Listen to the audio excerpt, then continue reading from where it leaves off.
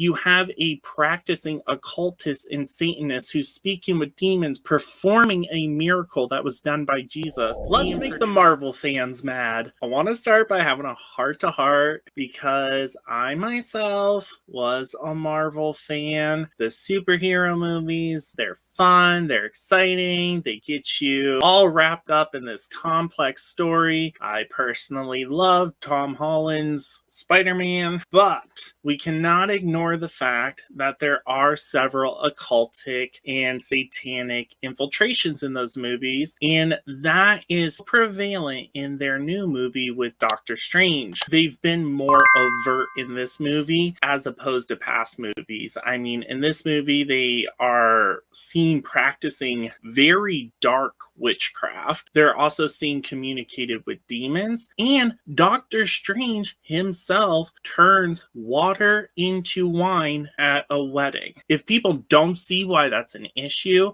basically these heroes, can we even call them a hero? Because these are practicing Satanists that are being pushed to the front line and being adored by several fans as the heroes of the story. You already have the occult and Satanism being portrayed as the victor and something to be sought after, awarded, memorized by. But also, now you have the main character of the movie taking on an act. Clearly, that's the miracle of Jesus Christ, turning water into wine. And this is just a very subtle way of trying to esteem themselves as Jesus. And this is right here in a Marvel movie. And Marvel is a huge franchise. And let's not forget the obvious fact that Marvel has time and time again come out and shown that they are clearly against God. I mean, one of the creators specifically got on stage and called him the bully in the sky. One thing I didn't know, though, is Doctor Strange, the main character of this movie, is actually based off of Aleister Crowley, who is an occultist in real life. Like, some of the images and stuff that I saw, because I had not watched the movie myself, but when I came across my friend's Instagram story and I just saw all these symbolisms and just really, really dark, something I've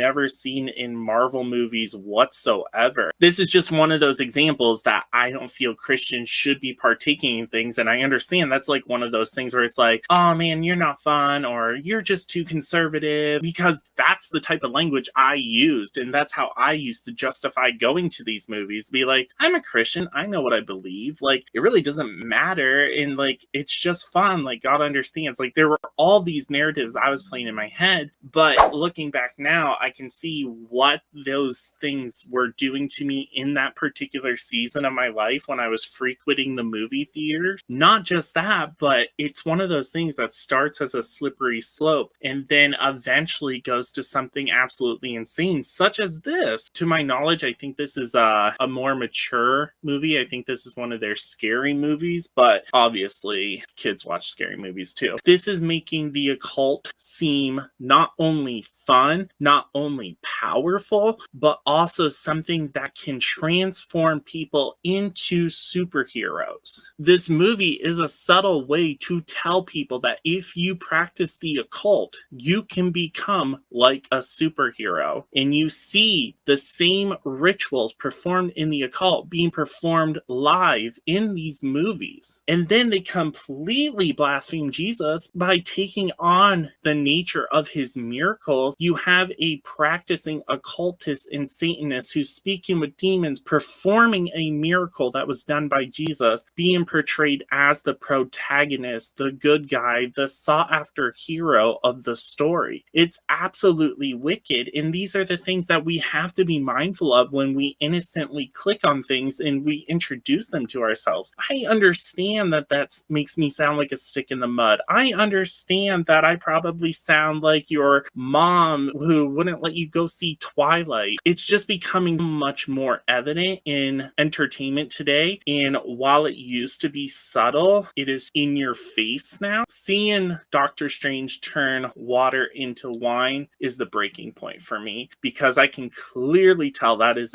an attack on Jesus, and I have no interest in supporting an industry that does that. Now, I understand we live in a world where tons of industries are doing that, and it is hard to escape from all of those, but I can control not watching a Marvel movie. As much as I want to see Spider-Man 3, I'm not going to. And that's just out of principle, and that's out of my personal conviction and what the Holy Spirit is speaking to me. I definitely am not saying that I am more righteous by any means, because I still have that desire to go watch that movie. And I understand that is my sin nature that wants to see that, but I do not want to feed my flesh because I am a born-again believer and I have a new nature. Thank you so much to my generous patrons who help me do this full-time. If you'd like to help me do this full-time, there is a PayPal donation link in the description, or consider becoming a Patreon today. For only $5 a month, you can gain access to weekly Patreon-only streams and posts, all my research notes, and all your comments will be prioritized and answered first. Higher tiers receive free Revivalist for Christ merch, a shout-out in all videos, early access to content, and even can decide what content I post on the channel. There is much, much more, so consider becoming a Patreon today by heading over to patreon.com/revivalist for Christ. If you're not sure that you're going to heaven, be sure to click the video on the left or click on the right for more great content. Also, be sure to subscribe to the channel to help equip you, the 21st century Christian, in the field of apologetics and evangelism, by clicking on the channel logo in the middle.